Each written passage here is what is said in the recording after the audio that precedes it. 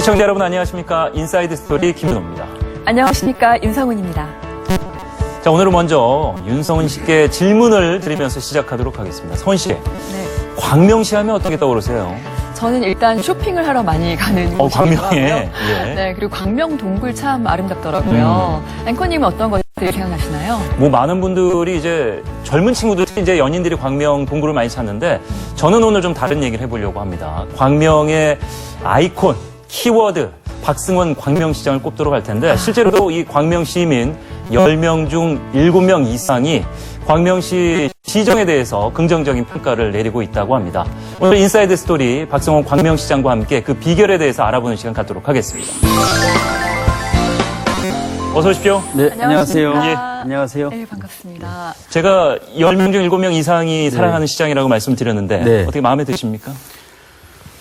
네, 열심히 해달라는 기대의 마음으로 그런 좋은 평가를 해주신 것 같고요. 더 열심히 잘 해야죠. 예. 실제로 뭐 제 의견이 아니고요. 네. 공개적으로 이제 나온 그런 네. 통계이기 때문에 믿으셔도 되고 네. 충분히 보람을 느끼셔도 될 것 같습니다. 네. 예. 자, 뭐 간단하게 이력을 저희가 좀 살펴보면은 65년 충남 예산에서 출생을 하셨습니다. 그리고 한양대 국어국문학을 졸업하셨고 제4대 광명시 의회 의원, 9대 경기도의회 더불어민주당 대표의원, 그리고 18대 경기도 광명시 시장으로 지내고 계십니다. 먼저 인사이드 스토리 저희 시청자 여러분들께 공식적으로 인사 한마디 부탁드릴게요. 네. 안녕하세요. 광명시장 박승원입니다. 올해는 코로나19 때문에 모든 국민들이 힘든 시간을 보냈습니다. 지치고 힘들어도 희망의 끈은 놓지 않았으면 좋겠고요.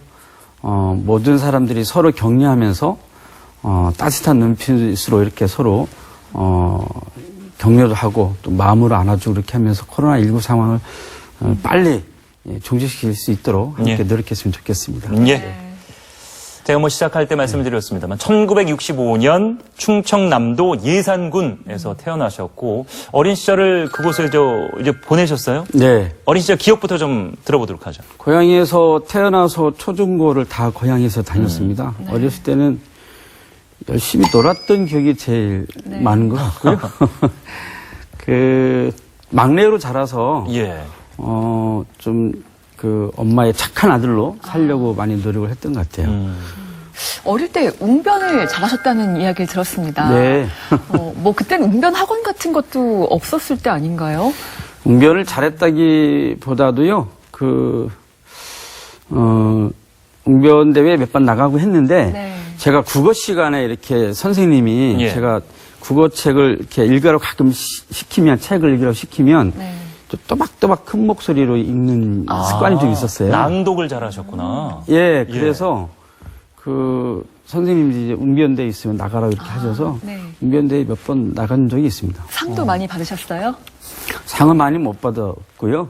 초등학교 때는 받았는데, 네. 예, 고등학교 때는 나가긴 나갔는데 못 받은 것 같아요. 지금 기억에. 고등학교 때도 이제 그래서 한번 웅변대에 나갔었는데, 그때는 생각해보니까 왜 안 됐는가 생각해보니까요. 예. 좀 슬픈 기억이긴 한데, 예. 고등학교 1학년 때 네. 웅변대회를 나갔었는데, 그 당시에 웅변대회에 나갔던 제 주제가 네. 5.18 광주에 관련된 내용이었어요. 근데 그때 보통 당시에. 반공웅변 뭐 그렇죠. 이런 거였는데 반공웅변대회 주제가 나갔죠. 예. 반공웅변대회에 나갔는데, 그 당시 언론이나 방송에서 북한 괴뢰 도당의 그런 만행으로 이렇게 알려져 있었잖아요. 그래서 사실은 그 내용을 가지고 했던 것 같아요. 근데 그 내용 때문에 떨어졌는지 모르겠으나, 여하튼 떨어지고 나서, 나중에 대학교 가고 나서, 정말 부끄럽고 창피했어요. 대학교 가고 나서 1학년 때 5.18 광주 민주항쟁 비디오를 보게 된 겁니다. 그래서 그걸 보고 나서, 과거에 고등학교 때 그런 웅변했던 생각이 떠오르면서 너무나 부끄럽고 창피한 거예요. 그래서 밤새 꺼이꺼이 울었던 그런 기억이 납니다. 근데 저도 말씀하시니까 부담이 좀 드는데 사실 네. 그 교육이라는 게 그래서 무서운 거죠. 저희 때만 네. 해도 뭐 반공 포스터, 반공 웅변 그래서 뭐 학교 내에서도 대회가 있었고 네. 밖에서도 있었는데 주제가 다 그런 거 있잖아요. 네. 무찌르자 공상단, 네. 북한 괴뢰 뭐 그래서 막 네. 괴물, 도깨비 이런 걸로 그려야 상을 받던 그런 가슴 아픈 시절이었어요. 네. 뭐 저희의 잘못이라고 네. 하기는 좀 네. 그렇습니다만 부끄러움은 좀 없잖아 있는 건 사실인 것 같습니다. 네. 예. 많이 부끄러웠죠. 예. 예. 참 지금 생각해 보면은 부끄럽긴 합니다만은 당시에 보고 듣는 것이 그랬기 때문에 어쩔 수 없는 청년들의 아픔도 또 있었다. 잠깐 저희가 좀 들여다봤습니다. 덕산고등학교를 졸업한 이후에 언급을 해드린 대로 이제 한양대 국어국문학과에 입학을 하게 됐는데 사실 그 다른 사람의 글을 많이 보면 글을 쓰고 싶어지고 네. 그림을 많이 보다 보면 이제 그림을 그려주고 싶고 이게 인지상정인데 네. 그렇게 낭독도 하시고 소질이 좀 있다 보니까 글을 쓰겠다는 생각으로 가신 겁니까? 어떻게 국문학 어떻게 가셨죠? 솔직하게 말씀드리면 그런 건 아니고요. 제가 이제 사실은 고등학교 3학년 때 이제 무슨 과를 갈까 이렇게 고민하다가 욕심이 좀 많았어요. 뭐 철학과도 가고 싶었고 심리학과도 가고 싶었고 뭐 연극영화과도 가고 싶었고. 근데 이 당시에는 남자는 보통 이렇게 네. 인문계에 잘 빠지지 않고 네. 무조건 네. 이공계 가야 되는 그런 분위기의 사회였는데. 근데 이제 아무래도 시골에서 학교를 다니다 보니까 예. 좀 정서적으로 약간 인문학적인 분야에 대한 이제 그 소질이라기보다도 그쪽에 관심이 좀 많았던 것 같아요. 그래서 이렇게 사실 뭐 정확히 말씀드리면 점수 맞춰서 가긴 갔는데 국어 시간이 제일 재밌긴 했어요. 예. 예, 국문학 시 국어 시간이 제일 재밌어서 뭐 문학책 읽고 하는 것이 재밌었는데 네. 그래서 국문과를 가다 보니까 아무래도 여러 가지 이제 더 많은 책을 읽게 되고 근데 그 당시에는 80년대 이제 중반이었으니까 대학이 실천문학과 순수문학이 나눠져 있었어요. 그래서 우리 과 내에서도 실천문학 하는 사람, 순수문학 하는 사람들이 서로 막 논쟁하고 그러는 과정들이 굉장히 많았었죠. 뭐 좀 독특하죠. 중국은 이 장르가 없다고 하는데 이제 철저한 공산국가였기 때문에 저항문학이라고 해서 네. 표면적으로 드러나지 않은 그런 그러니까 음성적일 필요가 없는데 당시에 이제 음성적인 그런 서클이나 그러니까 국가에 저항하거나 네. 체제에 순응하지 않는 글들도 그런 저항문학도 분명히 의미가 있는데 그런 네. 거에 대한 좀 차별이 있었군요, 사실. 그 못하게 하는 측면도 꽤 많았어요. 그러니까 제가 과 대표를 할 때 공식적으로 그 학회 모임이 있어요. 학회 모임이 있는데 그 학회 모임에서 그런 여러 가지 이제 실천문학에 대한 여러 가지 글들 좀 친구들이 쓰면 그걸 모으고 또 이제 그 당시에 이제 4.19에 대한 의의나 이런 것들에 대해서 정리해서 4.19과 관련된 이제 문학 작품들이 어떤 게 있는지 이런 것들을 정리해서 학회지를 만들어요. 예. 그때 당시 학회지 이름이 회였는데 회. 닭이 회를 칠 때 그 회. 그 학회지를 만들어서 그걸 이제 나눠주는데 그걸 빼앗겼어요.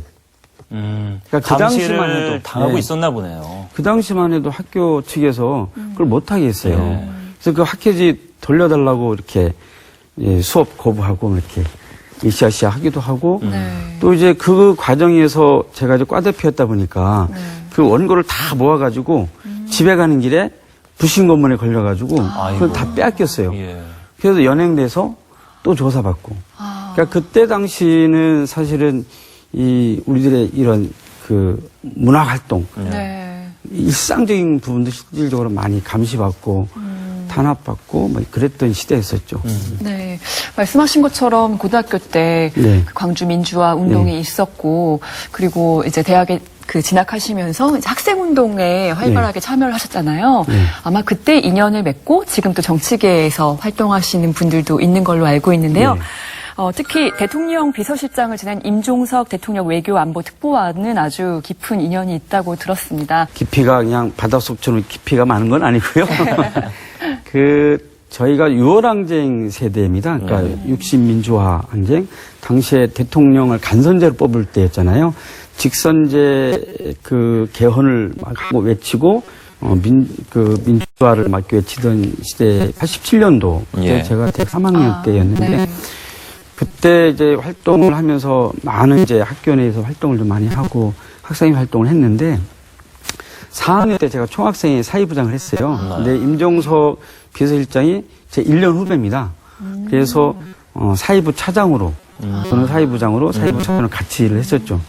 근데 임종석 비서실장이 굉장히 친화력이 좋아요. 그 당시에 소리개벽이라고 하는 노래 동아리 회장하면서 굉장히 사실 노래도 잘합니다. 노래도 잘하고 굉장히 키도 크고 잘생겼잖아요. 그래서 소리개벽이 굉장히 인기도 많았고 품성이 좋아서 다음에 바로 총학생 회장이 됐죠. 네.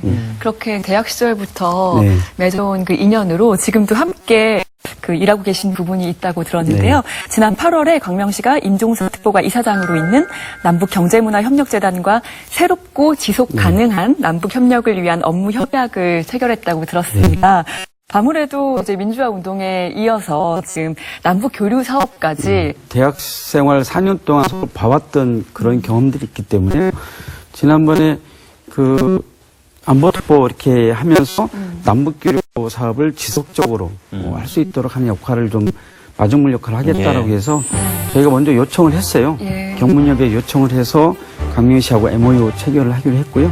그래서 지난번에 체결해서 북한의 최소한 한 개 도시하고는 자매 결을 맺을 수 있는 중간 다리 역할을 이제 경문협하고 같이 하는데 같이 서로 도와주기로 했고요. 그 남북교류 사업에 저희 시가 이렇게 접경적이 아니잖아요.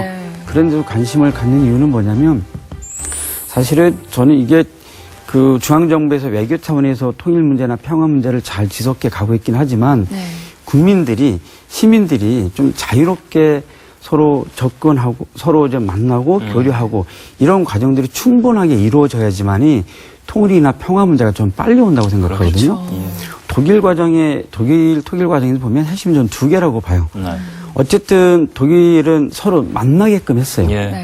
그것이 첫 번째고 그리고 어떤 형태로든 자주 대화를 했잖아요.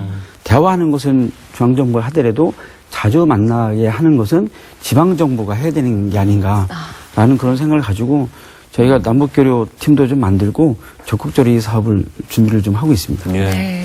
참 사람의 일이라는 것이 신기하게 인연에 대한 얘기도 앞서 했습니다만은 뭐 연인 간에도 뭐 아웃 오브 사이트, 아웃 오브 마인드 뭐 얘기하지 않습니까? 이렇게 싸우더라도 투닥투닥 하더라도 곁에 두고 얼굴 보고 얘기하고 이래야지 친교도 쌓이고 가까워지고 그러다 보면 통일도 가까워지는 거지 멀리 할수록 끝도 없는 것 같아요. 사람이란 것이. 그럼요. 딱 그 얘기를 지금 해주신 것 같아요. 자, 자연스럽게 광명 다음 키워드로 넘어가도록 할 텐데 충남 예산 출생이고 고등학교까지 거기서 나오셨습니다마는 광명을 제2의 고향이라고 말씀을 하고 계십니다. 어떤 인연으로 출발이 됐나요? 광명은?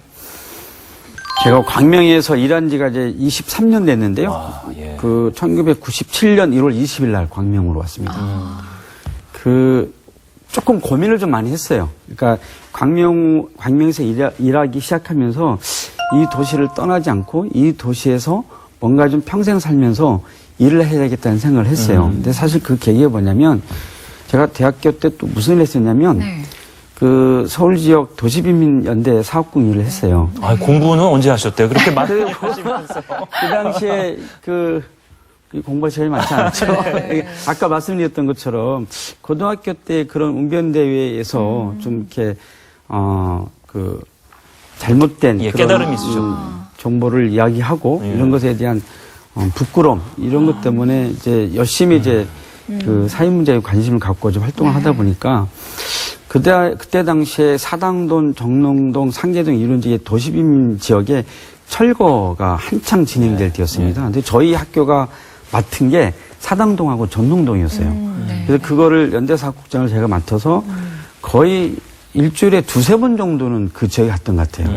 그래서 그 철거 지역에 그 철거민들 만나서 이야기하고 가장 큰 문제가 이분들은 늘 쫓겨나는 거였어요. 그렇죠. 그래서 이 사람들이 쫓겨나지 않고 사는 방법, 쫓겨나더라도 충분하게 그들의 생존권을 보장할 수 있는 방법이 뭔지 그런 것들을 같이 고민하고 연대하는 활동을 했는데 그분들하고 막걸리도 마시고 거기서 잠도 같이 자고 그렇게 활동을 하면서 어떤 생각을 했냐면 언젠가 대학을 졸업하고 사회운동을 하게 되면 도시 안에서 지역운동을 좀 잘해야 되겠다. 그러니까 힘이 없는 사람들은 그 현장에서 쫓겨나고 그리고 뭔가 그 지역에서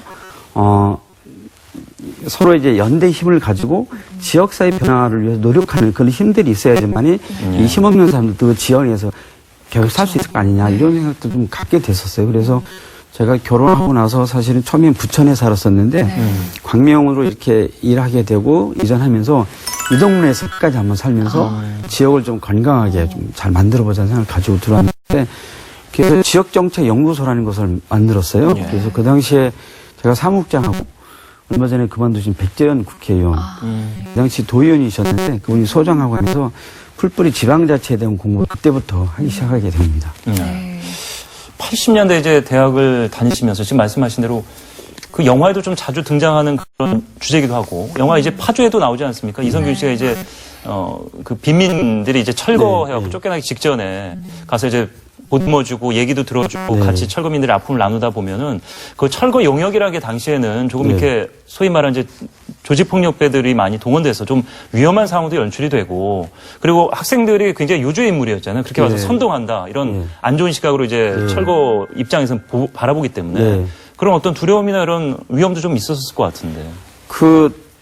이제 저희 학교에서 그 전릉동까지가 막 뛰어가면요. 한 30분이면 갑니다.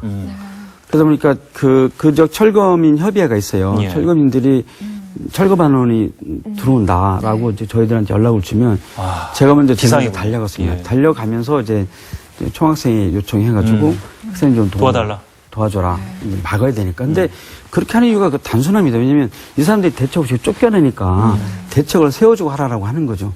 그런 좀 하다 보니까 철거반원들하고 몸싸움이 일어나죠. 그래서 제가 현장에서 카메라 들고 뛰어가는데 사진 찍어서 막 이렇게 철거하는 과정에서 막 폭행도 있고 그러잖아요. 사진 찍고 그럼 뺏어요.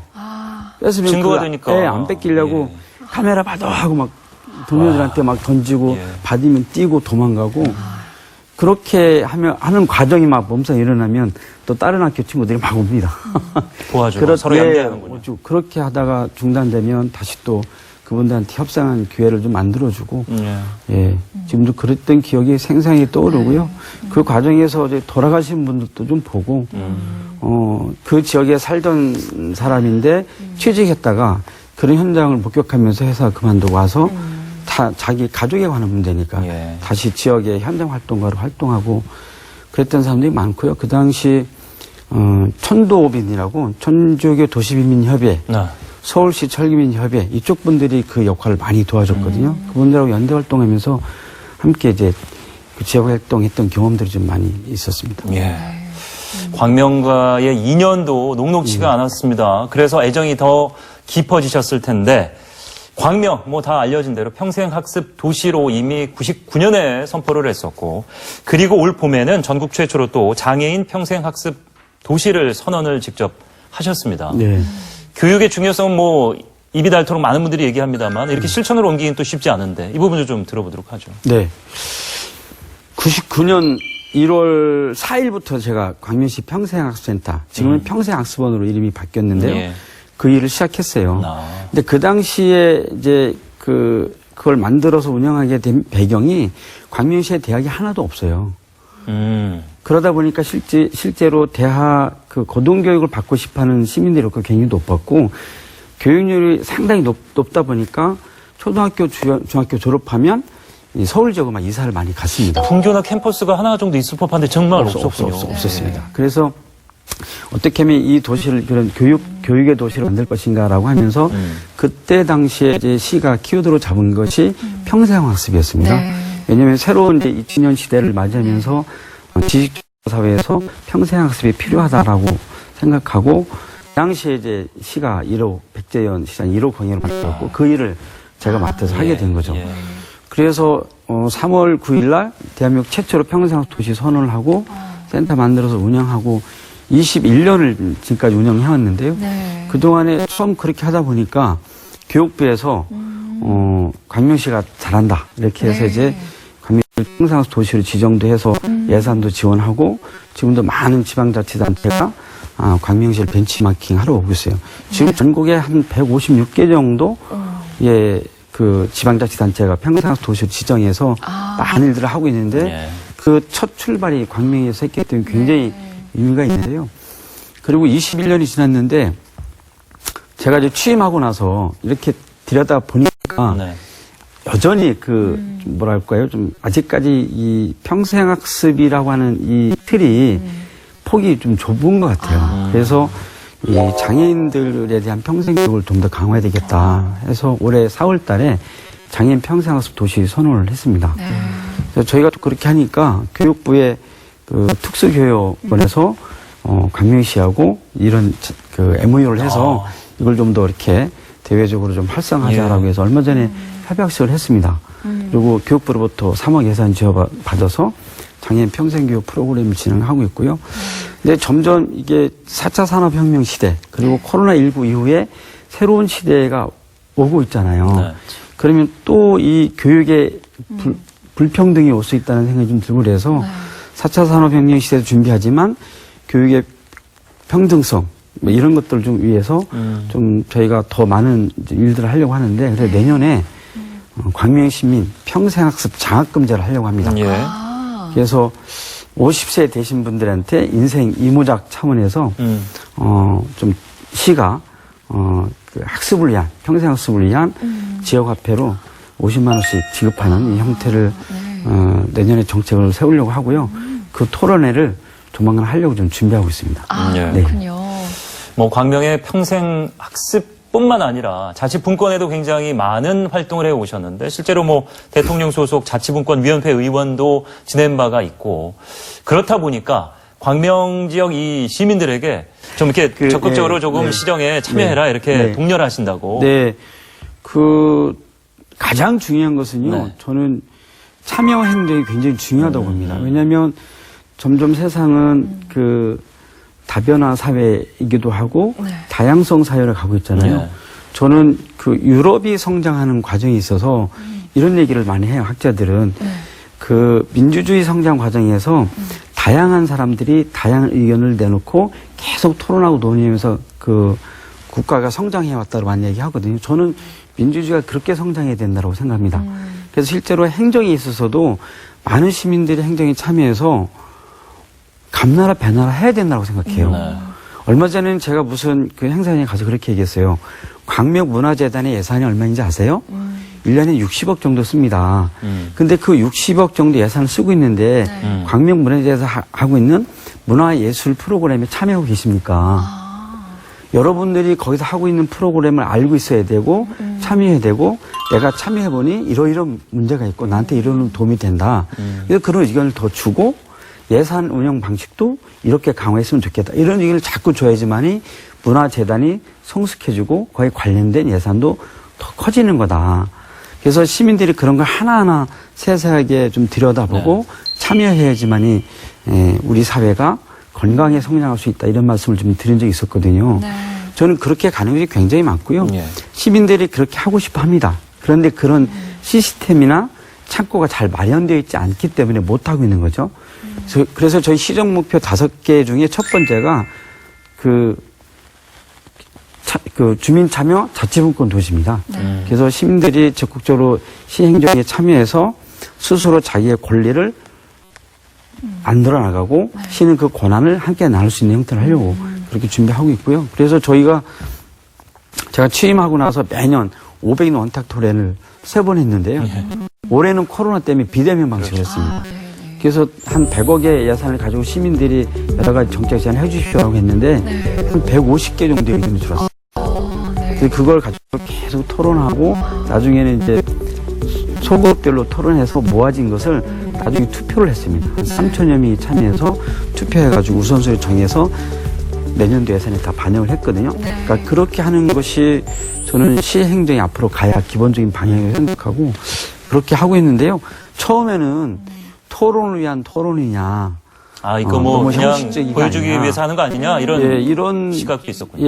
그런 이제 의견도 많이 있었는데 2년 가까이 하다 보니까 시민들이 더 만족해 하시고요. 더 전에보다 더 질 높은 토론과 더 좋은 의견들이 계속 나오고 있습니다. 네. 말씀 들어보니까 시민들의 인기 비결 알 것 같습니다. 아니 10명 중에 왜 7명만 좋아하지? 지금 좀 이해가 안 되는데요. 네, 9명은 더 좋아해야 될 것 같은데요. 네. 부족하다, 뭐가 문제 있다, 자꾸 문제 제기하는 분들이 계셔야죠. 있어야죠. 쓴소리. 그렇게 해야 서로 싸우지 않되 논쟁하는 과정에서 집정민주주의, 풀뿌리 민주주의로 가장 기본적인 단계로 생각합니다. 네. 박수 치우십니다. 네, 저도. 네. 아니, 어린 시절부터 말씀 들어보니까 사실 정치계에 입문하게 되시고 이렇게 행정가가 되신 것 자체가 굉장히 자연스럽게 느껴지거든요. 그런데 혹시 가족들은 어떻게 생각하시는지. 가족들이요? 궁금해요. 가족들은 네, 별로 안 좋아하죠. 안 좋아. 이것도 그래서- 숨은 비화를 들어봐야 될 네, 시간인 네. 것 같습니다. 네. 처음에 이제 아까 말씀드렸던 것처럼 제가 평생센터 이제 만들어서 그 일도 하고 또 자원봉사 센터도 만들어서 그 소장도 하고 지역 운동과 이제 시민 운동과 이런 일들을 다 함께 하다 보니까 어느 순간 이 일을 정말 제대로 하려면 정치를 해야 되겠다는 생각을 했어요. 네. 그러니까 왜 그 생각을 했냐면 그 여러 가지 이제 논의를 거쳐서 이런 일을 하겠다라고 해서 이렇게 집행부 설득해서 의회에 올리면 네. 자꾸 의회에서 삭감이 되는 거예요. 네. 그래서 왜 삭감되냐 보니까 신규 사업은 무조건 삭감이라고 하고 해서 힘이 필요하다는 걸 느끼셨겠네요. 예, 그래서 난 지역사에서 이렇게 건강하게 일을 좀 하려고 하는데 네. 왜 자꾸 이렇게 힘들게 하지? 뭐 이런 생각이 들면서 정치를 해야 되겠다는 생각을 했어요. 그래서 사람들을 모았죠. 모아서 우리 출마해보자. 그렇게 해서 동지들 몇 명 모아서 출마했는데 다 떨었어요. 저는 이제 경선에서 떨어져가지고 아예 경선에서 3표 차로 떨어졌어요. 그래서 출마도 못했고. 근데 그러고 나서 그 다음에 한 번 더 출마해서 그때는 당선됐어요. 시연 한 번 했는데 근데 그 떨어지고 난 후에 그 다음 선거에 떨어졌거든요. 떨어지고 난 후에 한 6개월쯤 지났는데 우리 이제 항상 우리 장모님 따님이라고 그러는데 네. 제 아내가 장모님 따님이 예, 제 아내가 소주 한 잔 하고 싶다고 그래요. 네. 그래서 소주 한 잔 하는데 이렇게 서너 잔쯤 마시고 났는데 이렇게 눈물을 뚝뚝 흘리는 거예요. 그래서 왜 우냐고 그랬더니 정치 안 하면 안 되겠냐고. 근데 그때는 이제 떨어지고 나서 이제 새로운 일을 구상하고 있는 중이었는데 계속 이제 그 뭔가 정치와 관련 일을 하려고 준비할 때였는데요. 안 했으면 좋겠다. 그래서 왜 그러냐 그랬더니 너무 힘들다는 거예요. 옆에서 지켜보기도 힘들고 내조하기도 힘들다고. 그래서 일단 오니까 안 하겠다고 약속을 했죠. 네. 근데 때마다 그걸 묻고 또 묻는 거예요. 그래서 알았다. 안 하겠다라고 했는데 어느 날 갑자기 이름을 또 바꾸자요. 이름을 바꿔요? 예. 네. 그러니까 성함을 이제 우리 시장님의 이름을 바꾸자고 네. 제안을 하셨다고. 예. 장모님의 따님이? 예. 하여튼 뭐 여러 가지 이유를 대서 그래서 저는 이제 혼자 어떻게 생각했냐면 이름까지 바꿔놓으면 이제 출마는 안 하겠구나. 제가 그렇게 한 거죠. 예. 그래서 나보고 이름 바꾸라고 하는 거구나. 예. 그래서 가감하게 알았다. 이름 바꾸자. 그래서 이름을 바꿨습니다. 네. 네. 그럼 본명이, 그러니까 이전 이름을 좀 여쭤봐도 됩니까? 그럼? 네. 예. 이전 이름은 상대입니다. 박상대. 뭐, 네. 바꾼 게 더 낫긴 네. 하네. 그죠? 근데 이제 그랬는데 다시 정치를 하게 된 계기는 노무현 대통령이 돌아가셨잖아요. 2009년 5월 23일. 노무현 대통령 돌아가시고 우리 지역 철산역 앞에 이렇게 빈소를 차려서 저도 5일 동안 거기서 상주 역할을 했어요. 네. 낮에는 일하고 저녁에 가서 밤새 상주 역할을 하고 서울시청에서 노제 치르고 딱 집에를 전철 타고 오는데 어떤 생각이 불현듯 드냐면 노무현 대통령 20년 동안 정치개혁을 해서 불꽃처럼 살다가 돌아가셨는데 나는 지역사에서 지역사를 좀 바꿔보겠다고 이렇게 활동하다가 선거 한번 떨어졌다고 이렇게 모든 것을 접는 게 너무 부끄럽고 또 창피한 거예요. 그래서 집에 가자마자 집사람한테 나 다시 해야겠다. 정치해야 되겠다 얘기를 했어요. 이렇게 했더니 참 쳐다보더라고요. 그리고 한 달 후엔가 제가 다시 한번 얘기를 했어요. 얘기했더니 그러면 더 이상 안 말리겠다. 결단하셨네요. 네, 더 이상 안 말리겠다. 대신 끝까지 최선을 다해서 앞으로는 모든 선거에 어떤 선거에 나가더라도 떨어지지 말아라. 이기고 돌아오라. 네, 이기고 돌아오라. 거의 뭐 장군이 저기 부한테 명령하듯이 장모님 따님이 남편 예. 이름도 바꿔놓고 이기고 돌아오라 이렇게 말씀하신 거잖아요. 그래서 그 뒤로 많이 도와주시고요. 예. 많이 도와주시고, 요즘은 이제 유튜브도 많이 봐요. 이분이 유튜브 많이 네네. 보고, 네. 이렇게 돌아가는 상황도 저한테 많이 들려주고, 지금 많이 큰 도움이 되고 있습니다. 네. 이야, 뭐 쉽지 않은 결단을 내리셨고 거기에 또 부응해서 이렇게 장수가 전장터에 나가서 맨날 이기기도 쉽지 않은데 네. 어쨌든 그 장군의 명령을 잘 따르셨군요. 네. 예, 결과는 좋습니다. 어쨌든 네, 해피엔딩이에요. 네, 네. 아직 진행형이긴 합니다. 네, 네. 예. 이제 광명시장으로서의 박승원의 이야기를 좀 들어보려고 하는데요. 2018년에 선거에서 압도적으로 당선이 되셨잖아요. 일단 그 먼저 왜 광명시장이 되려고 하신 건지 그 이야기도 좀 들어보겠습니다. 그 시장을 꼭 해야 되겠다는 생각을 했어요. 예, 도의원 두 번째 하면서 도의원 시장을 꼭 해야 되겠다는 생각을 했는데 제 삶을 쭉 되돌아보니까 예. 큰 틀에서는 쭉 한 길로 살아왔던 것 같아요.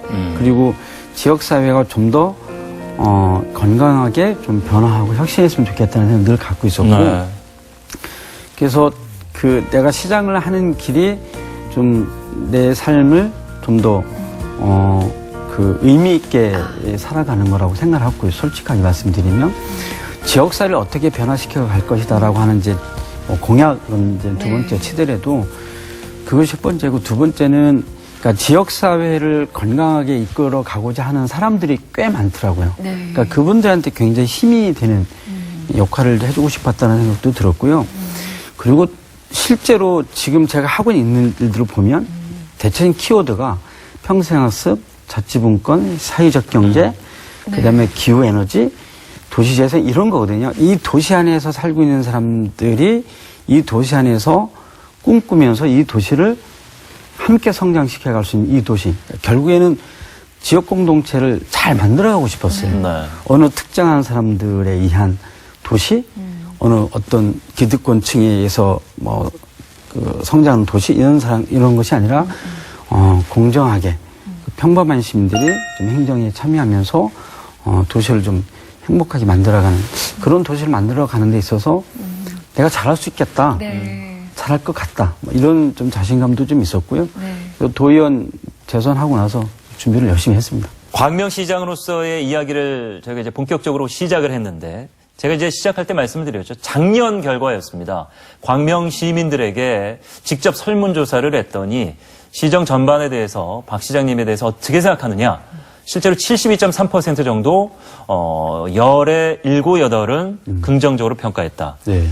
근데 사실 이게 그 이미지 정치라는 얘기 요즘 많이 쓰고 저는 이거를 뭐 이제 좀 전문 용어긴 합니다만 셀프 디스클로저 자기 노출이라는 걸로 표현을 하는데 네. 사람이 처음 봤을 때는 좀 잘생기고 이쁜 사람이 인기가 있을 수 있어요. 네. 실제로 정치인들 중에서도 말 잘해서 인기 있는 정치인이 있잖아요.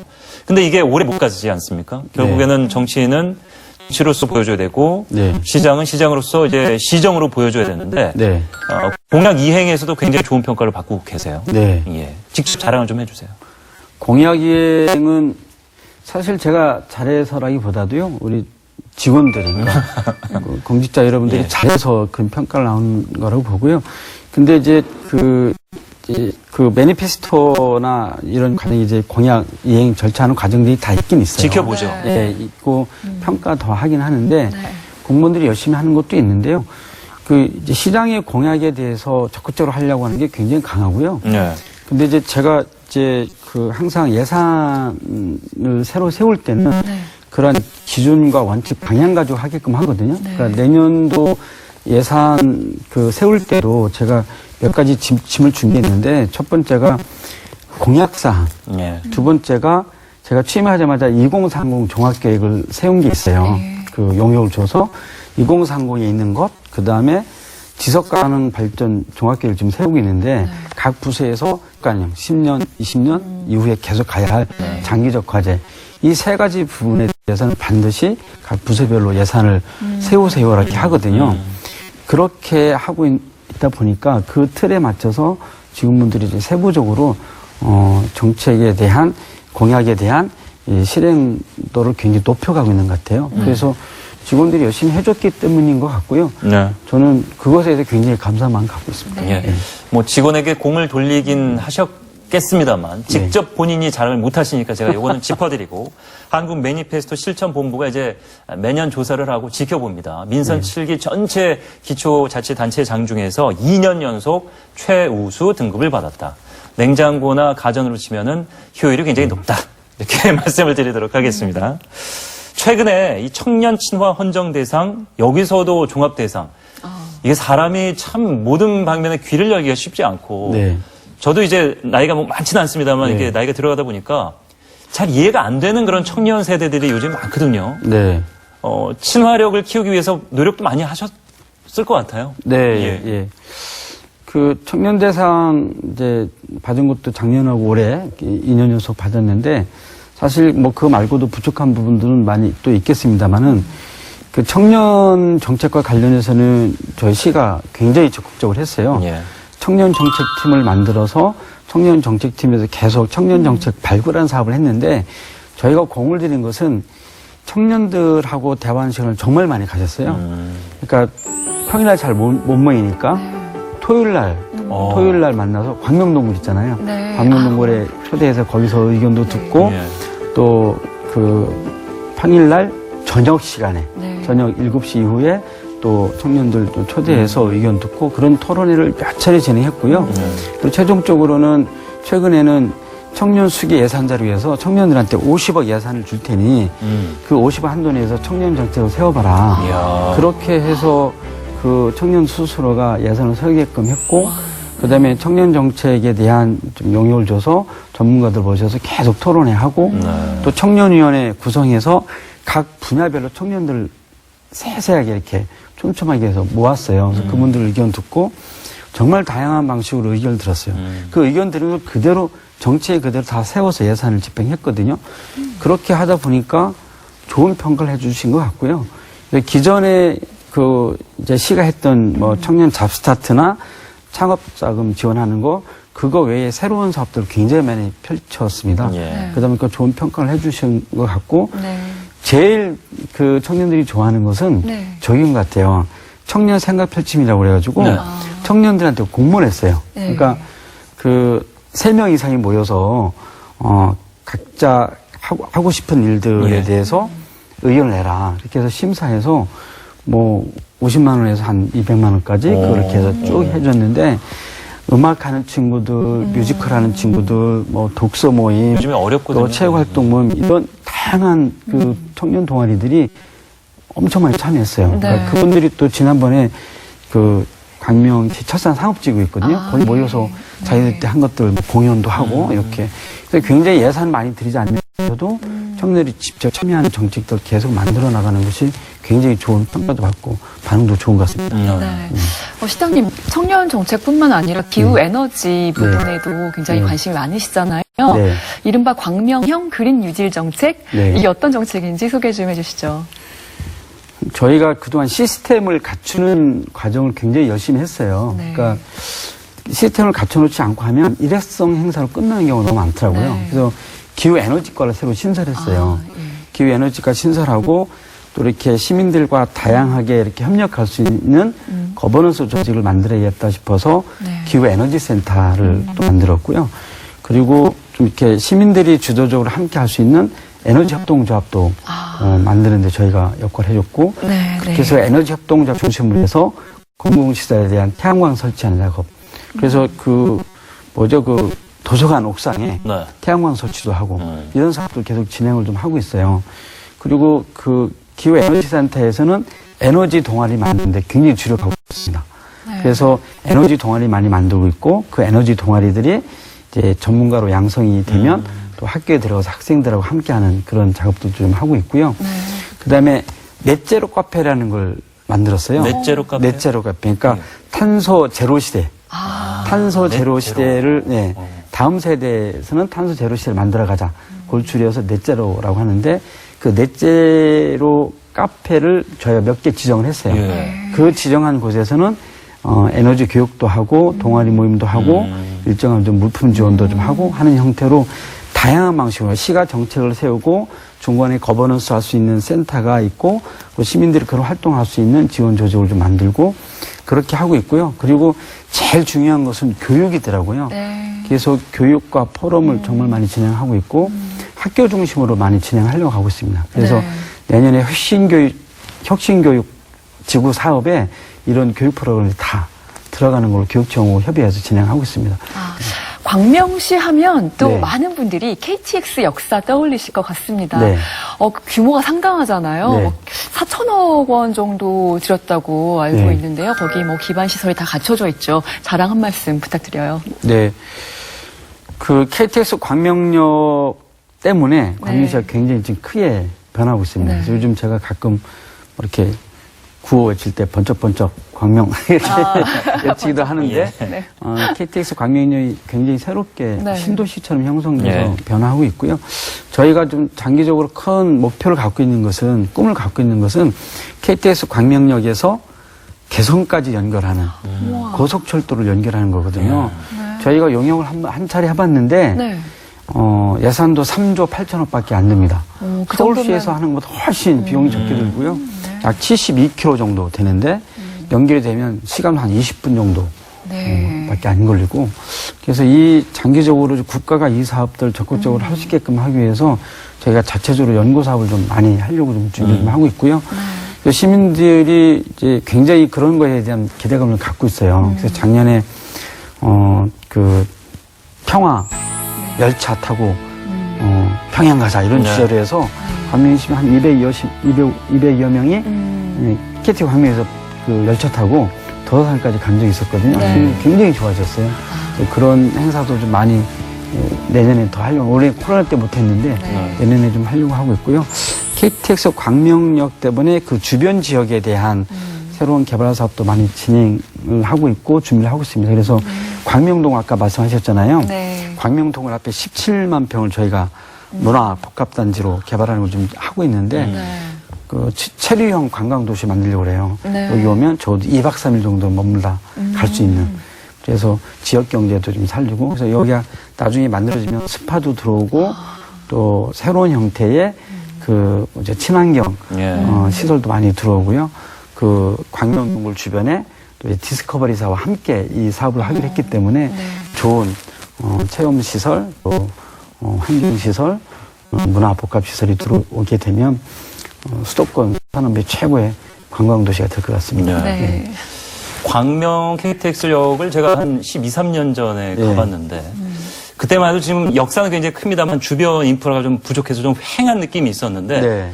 실제로 최근에 제 이제 주변에 광명 사는 후배들한테 물어보면은 광명 지역에서의 삶의 만족도가 굉장히 올랐고 네. 또 KTX역 주변으로의 그 역세권이 발달되고 실제로 땅값도 많이 오르고 뭐 살기 좋은 거랑 별도로 본인이 살고 있는 지역에 대한 시에 대한 어떤 자부심이나 느낌도 경제적인 논리로도 땅값이 오른다는 거 굉장히 좋은 거거든요. 예. 네. 그런 만족도도 있는 것 같아요. 그 이제 집이 있으신 분들은 집값이 오르니까 좋아하시고 근데 이제 집이 없으신 분들은 또 이제 자꾸 집값이 오르니까 전세값도 오르잖아요. 그래서 다른 곳으로 이사 가시는 분들이 좀 마음 아프게 얘기하시는 분들도 계세요. 그래서 그 이제 서민들이 살 수 있는 그런 집도 많이 지어달라고 요청을 하고 있어서 사실은 아까 청년정책 말씀드렸지만 저희가 한 2025년까지 신혼부부 청년주택도 한 2,500호 정도 준비하고 계획을 가지고 예. 현재 준비를 좀 하고 있고요. 예. 최근에 이제 이 택지지구라고 있어요. 그곳에 또 약 18만 평 정도 또 공공임대 아파트를 짓고 있기 때문에 서민들한테도 그런 새로운 희망을 줄 수 있을 것 같습니다. 네. 아, 오늘 인사이드 스토리 시장님과 네. 이야기 나누면서 네. 또 저는 한 편의 영화를 떠올렸습니다. 아이고, 감사합니다. 네. 사실 이제 터널 3D라는 영화인데요. 터널 네. 3D. 사실 많은 분들 모르실 거예요. 이렇게 개봉했을 당시에 그렇게 주목받지는 못한 작품인데 이 작품이 광명 과학광산 동굴에서 네, 촬영이 네. 됐었던 작품입니다. 그리고 이제 스릴러 영화인데 네. 원래 이제 내용은 그 폐 광산에 리조트가 들어서면서 거기에 청년들이 네. 왔다가 네. 이렇게 의문의 죽음을 당하게 되는 네. 뭐 그런 내용인데요. 그 어떤 공간에 대한 그 연구가 많이 이루어지고 그 공간을 알리기에는 굉장히 좋은 그런 작품이었거든요. 네. 그래서 아까 이제 문화복합단지 조성도 말씀하셨는데 이제 앞으로 많은 그 문화예술인들이 가서 촬영도 네. 하고 또 영상도 만들고 하는 네. 그런 공간이 됐으면 네, 좋겠습니다. 감사합니다. 네, 혹시 저희 인사이드 스토리 시청자 여러분들께 좀 추천해주고 싶은 뭐 문학 작품, 뭐 영화라든가 이런 것들 있으실까요? 저는 그 시를 좀 많이 좀 읽었으면 좋겠어요. 예. 예. 왜냐하면 제가 시를 썩 좋아하지 않았었는데 어느 순간에 시를 좋아하게 됐어요. 네. 근데 그 시가 아주 짧은 거지만 그 짧은 문장 안에 어느 순간 자기의 힘들었던 것 또 어떤 문제를 해결하는 굉장히 그 시원한 느낌을 주는 경우가 있더라고요. 네. 그래서 제가 도의원 되고 나서부터 시집을 좀 가깝게 하게 됐는데 네. 그래서 김용택 시인의 네. 시집을 즐겨서 읽거든요. 그렇군요. 네. 네. 그래서 괜찮으시다면 네. 김용택 시인의 시 하나. 네. 제목 들국화, 지은이 김용택. 듣느니 시청자 여러분. 나는 물기만 조금 있으면 된답니다. 아니, 물기가 없어도 조금은 견딜 수 있지요. 때때로 내 몸에 이슬이 맺히고 아침 안개라도 내 몸을 지나가면 됩니다. 기다리면 하늘에서 비가 오기도 한답니다. 강가에 바람이 불고 해가 가고 달이 가고 별이 지며 나는 잘한답니다.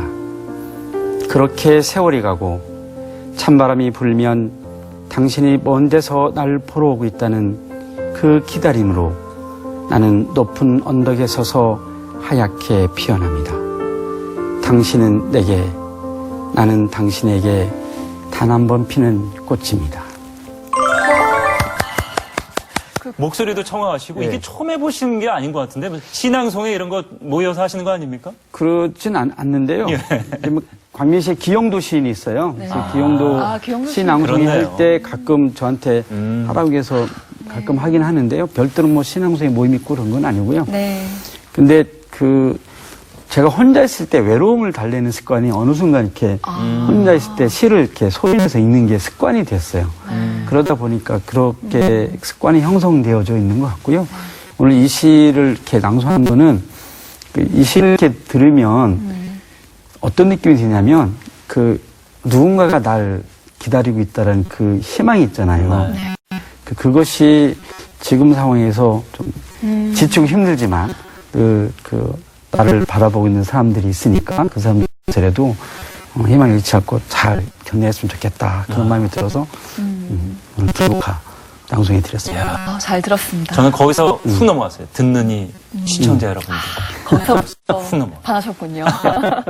자, 낭독해 주신 저희가 시도 들었습니다만 부인께서 눈물 흘리시면서 만류했던 정치를 고 노무현 전 대통령의 서거 이후로 굳은 결심으로 입문을 하셔갖고 이 자리까지 왔습니다. 네. 이제는 가정뿐만 아니라 광명시민 그리고 전국의 시청자 여러분들이 바라보는 그런 인물이 됐고 일거수일투족이 평가를 받기도 합니다만 사실 제일 무서운 것은 마음속으로 저 사람은 어떤 사람이 어떤 시장이 이렇게 각인되는 거겠죠. 오피니언 리더가 되신 겁니다. 네. 어떤 덕목이 필요하다고 보십니까? 네. 지금 오피니언들한테 그냥 제가 요청드리고 싶은 거는 네.